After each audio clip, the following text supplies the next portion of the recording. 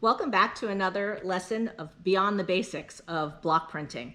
So what we're going to talk about today is multiple block printing.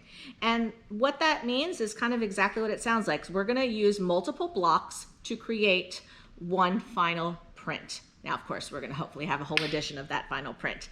But as far as starting out, you would do your drawing just like you would normally. So you have your blocks. And all the blocks have to be cut to the same exact size, okay? So I do my drawing, and what I do is transfer it onto each block using the same drawing, and that way I know what to carve out for each color, and I'll explain that in a second. But what I wanted to stress on some of these is you'll just use the same drawing, or you can go a little bit more fluid and just play with kind of textures, and you'll see a little bit more about that in a second. So with any of these, you need to have a registration system, and it can be something super simple. For this purpose, all I did is took a piece of cardboard.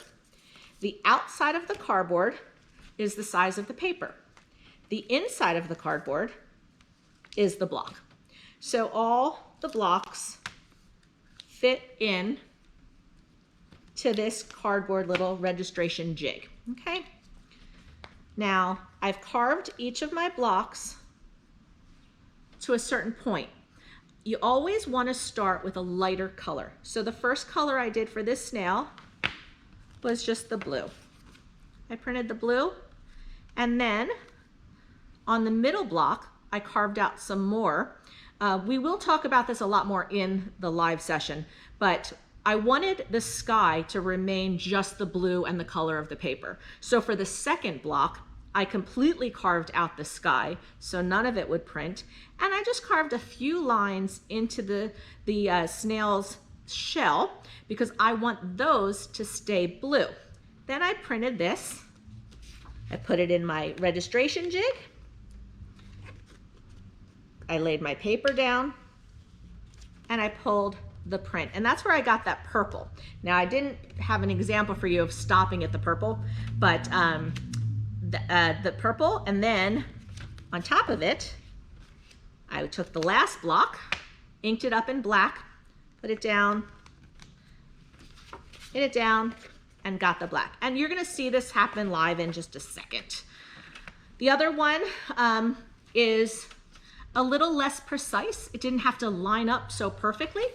And that was just a tree with a sky background and some grass. So the first thing I did was printed the background, which is the sun, okay? I printed that in the lightest color. I tried it in yellow, and I tried it in orange. Then I took that one out, printed the green grass, took that one out, and then printed the tree in black.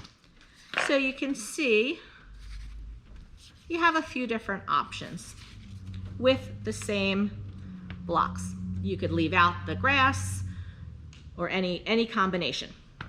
The last one, which is a little bit more freeing, and it's a little bit more just learning how to layer, is I just made a texture, just like a water texture. And then I just carved some fish. Now the thing about this one, because the fish don't have like a squared off background, they're a little bit easier because you don't, even though you want to register them, you want them to line up pretty good, it doesn't have to be perfect. But this is where you can really learn how to layer colors on top of each other.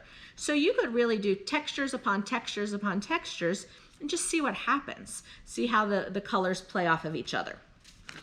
So a registration jig, talk just a tiny bit more about that. Couple ways people do it. Now, there are more elaborate registration systems. I am teaching you an absolute basic type of registration system, just so you can kind of get your feet wet and learn this process. One was, like I said, cutting the piece of cardboard. Outside is always the dimension of the paper, inside the dimension of the block. When you are using a registration jig like this, it's somewhat helpful to put some packing tape over the top. That way you can actually leave your block in and ink it up in the registration jig, because if you get some ink on there with the packing tape, you can just wipe it off real quick.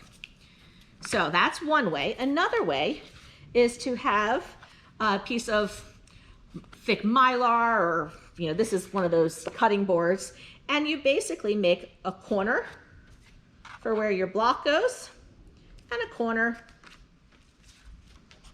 for where your paper goes. Again, super simple, but it does the job. So just to show you, since we have a few of these left, let's do the final snail on him, and then we'll do some fish. Now, in this case, I'm not doing the middle block. I'm just gonna do the final black layer. So this one will just be blue and black with the white paper, where this one had that middle block. So I'm gonna take my third block, gonna lay it in my registration jig. Here's something that's very important. We're not perfect, we're not this perfect machine cut. So it might be a little bit off one way or the other. So what you should always do is pick a corner that you definitely butt your stuff up to. So for me, I use this bottom left corner, and I always make sure my block is all the way to that corner, and the same thing for the paper. When I ink it up and put the paper down, I'm really gonna focus on this, getting this, this vertical, this horizontal, perfect in that corner. So let's just get a little ink.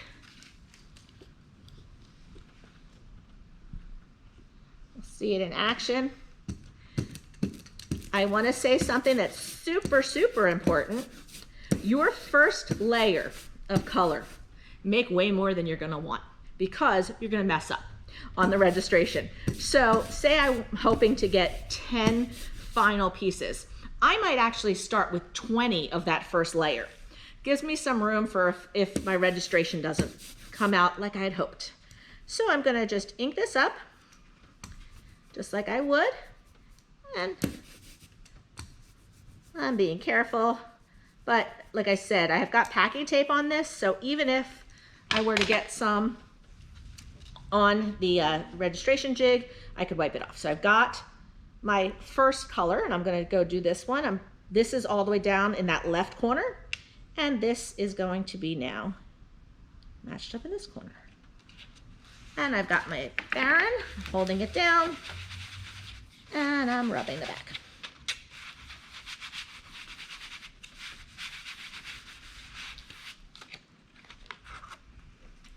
And there you go. So because I used the registration jig, I was able to do the black color so it lined up really well on the snail. And there's that one. Put that to the side just to show you. This is the first layer I did. Again, I just did some water. And so I'm just going to ink up the fish in black. What's really nice too is if when you're working on some of these, you kind of stick to one size. So like if your block is like, these are 3x5 blocks, and then the paper is 5x7. So I did a few in this same size. That way I can use the same registration jig. And that way you can kind of spend more time kind of learning and experimenting, because that's how we just get better, is just doing. The more of these you make, the better you will be at doing them. So I've got my fish inked up. I'm going to push that all the way to this bottom corner. I'm going to take my paper,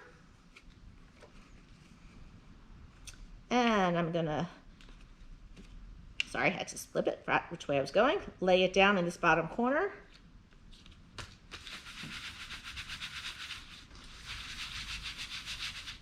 Using my Baron. And there you have the fish. So there's, you can see if you use a colored ink, you're going to get a little bit of transparency between it. So that's going to, be a little bit more of the layering. The black does tend to become a little bit more opaque, so you're not seeing all the layers underneath. But I certainly could have carved a different texture and layered another blue or a blue-green above this to try to make more layers in the sea, or made a carving that looked like kelp or seaweed coming up from the bottom. So that's the basics of it. Registration systems, basic ones, either using with cardboard or we can just use tape, but we'll talk about this more in the live session too.